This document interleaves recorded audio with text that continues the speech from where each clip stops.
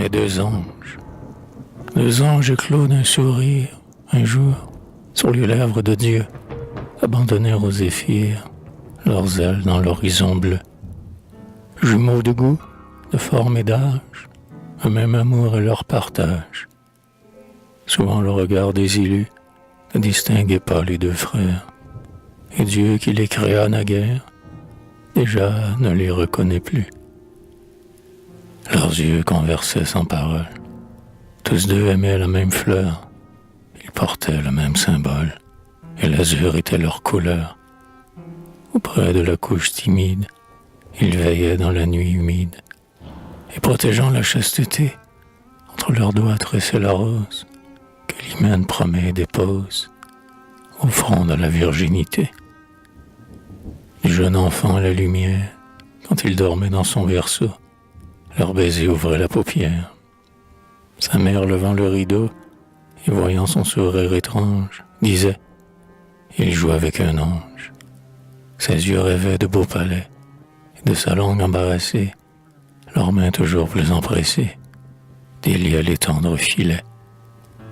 Si même à son printemps, l'enfance le fait tomber dans un cercueil, la couronne de l'innocence, les anges tissaient son linceul, et puis, déliant sa belle âme, portaient sur leurs ailes de flamme ce nouvel ange au paradis. Il disait, c'est un jeune frère que nous dérobons à la terre et qui fuit les hommes maudits. Un soir, sur le bord d'une rive, où des saules pleurent sur l'eau, où de son haleine plaintive, le vent soulève un vert rideau, ils s'arrêtaient, et de l'onde qui fuit devant eux vagabonde, ils virent, songe merveilleux, sortir le sein d'une baigneuse. C'était Nanette la glaneuse, qui regarde avec des yeux bleus. Personne ne lui fut rebelle, car l'enfant lui rit au berceau, car les vieillards la trouvent belle, et les filles de son hameau, quand on danse sur les pelouses, n'osent plus en être jalouses.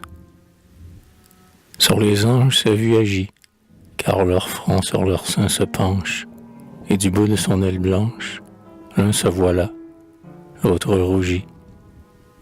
Le lendemain, ils s'en allèrent, l'un pour allumer le soleil, l'autre, quand les cieux s'éclairèrent, d'un enfant bercé le réveil.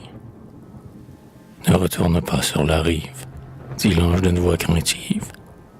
Ève pardit l'homme innocent. Ne crains rien, répondit son frère. Mon regard n'est pas téméraire. Adieu, je pars en t'embrassant.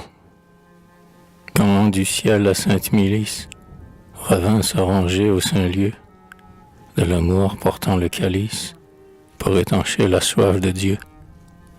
Au milieu du cercle splendide, hélas, une place était vide. Son frère pleura. Salomon, le premier, devina l'histoire. En vain on refusa d'y croire. L'ange n'était plus qu'un démon.